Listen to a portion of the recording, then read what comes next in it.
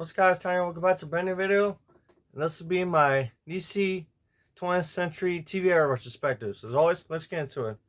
So in this video, I'm going to talk about all the TV shows that came out from 1952 all the way to 1993. So start off with Adventures of Superman starring Christopher Reeve. Start with that. So I know that they announced that they're going to release a complete series of this. And I don't know if there's any differences between that and the DVD sets, but I do have the original DVD sets here. I got this around the same time I got Superman the Animated Series Volume 1, Lois and Clark Season 1. So that was a fun time. That's Man of Steel had just come out in 2013. That was pretty cool. They had all the Superman DVDs there. The Justice League was pretty cool. So I think that George Reeves did a really good job with the role. Season 2. But I'm not going to open up all these DVDs because you guys have seen this before. But I am going to do a series of videos after I'm done doing all these retrospectives where I did my collection and stuff. Then I'll open them up more in those videos. So, but I really do think that George Reeves did a great job with the role for the times. Basically, Superman. I think he's pretty accurate at the time. Season 3 and 4 when they put the show to color. So I say it's the last seasons. And I thought that Noel Neill was great as Lois Lane. We first saw her in the serials. And I'm glad they got her back for the TV show. I really loved Jack Larson as Jimmy Olsen. He really embodied Jimmy Olsen at the time.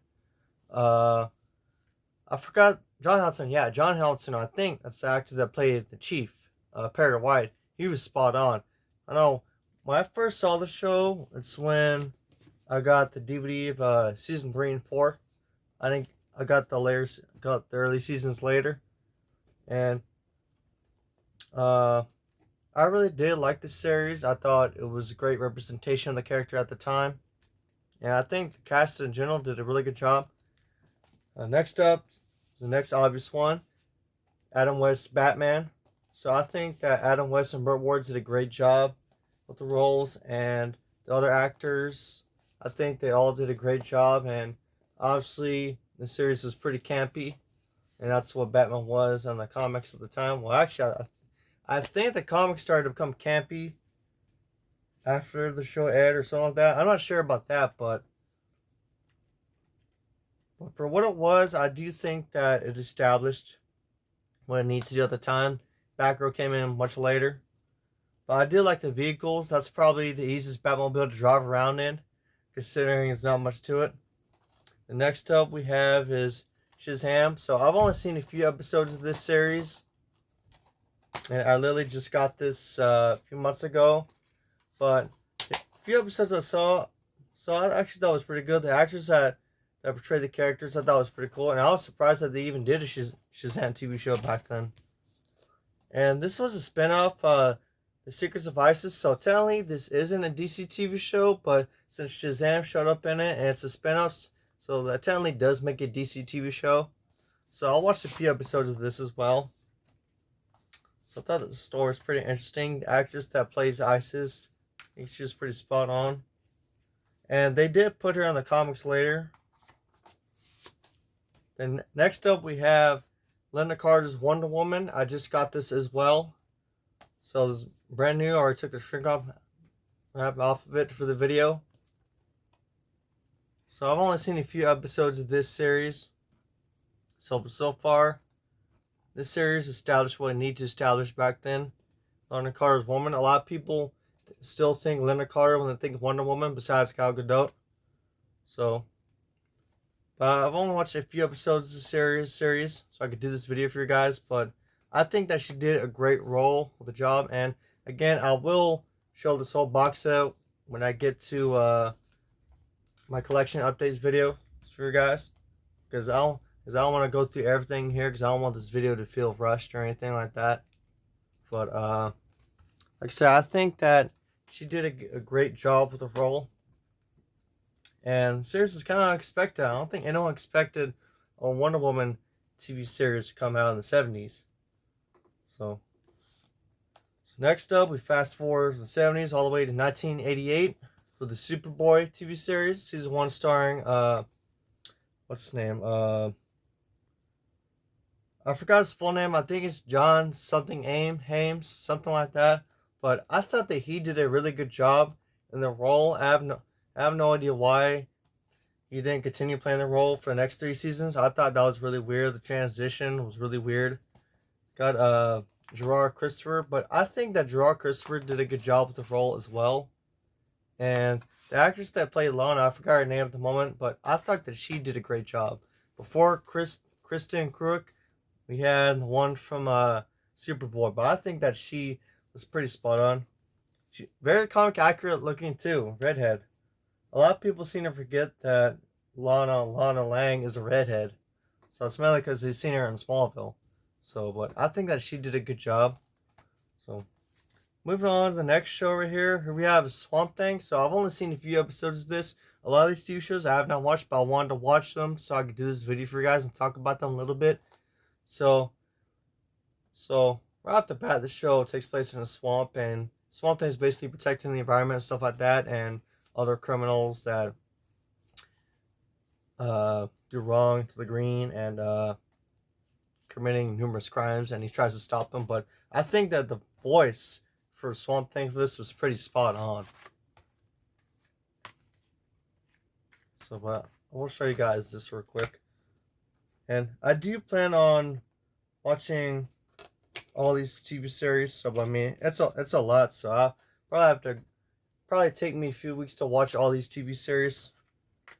So, but it's not a hassle for me or anything like that, because I enjoy doing stuff like this, binge watching stuff like this, because I like to see the evolution of DC, where it started, like with the media and TV shows, stuff like that. So, because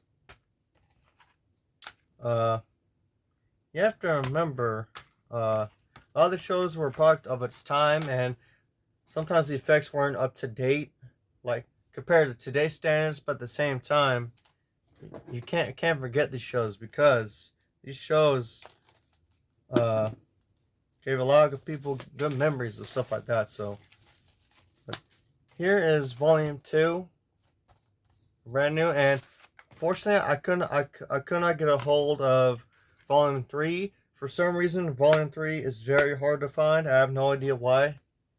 But hopefully, I will find it one day and add it to my collection.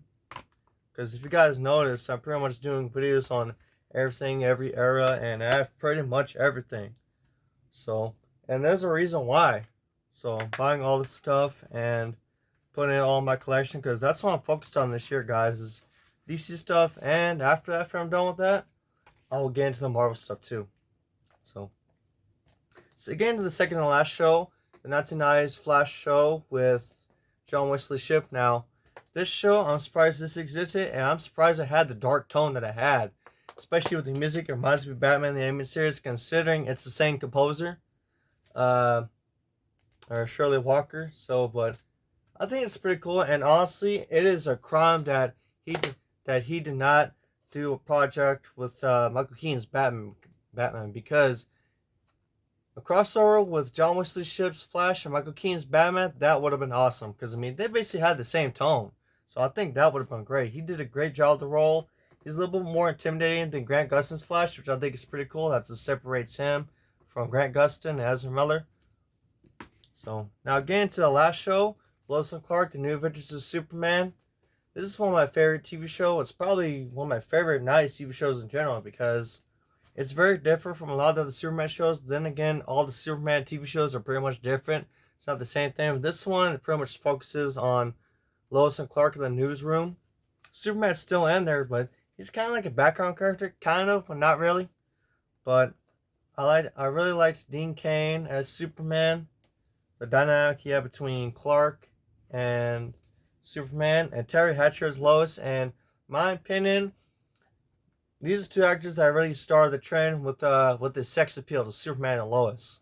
Then after that, we had Tom Welling and Erica Durance, and so on and so forth. So in my opinion, those two kind of started the whole sex appeal thing to Superman and Lois.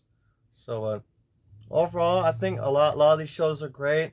some better than others. I'm not gonna say any of them bad or anything like that, but I just appreciate what DC has done in the past and stuff like that. Because I mean, yeah, you have to think. Back then, we didn't have a lot of these movies and TV shows today, so it's like you have to appreciate what they did in the past. Because some of that, and I guarantee you, some of that inspired some people to do what they're doing now with the movies and future TV shows. So, but that's all for this video, guys. Thank you guys so much for watching. Make sure to leave a like, comment, subscribe. See you guys in the next video. Later, guys.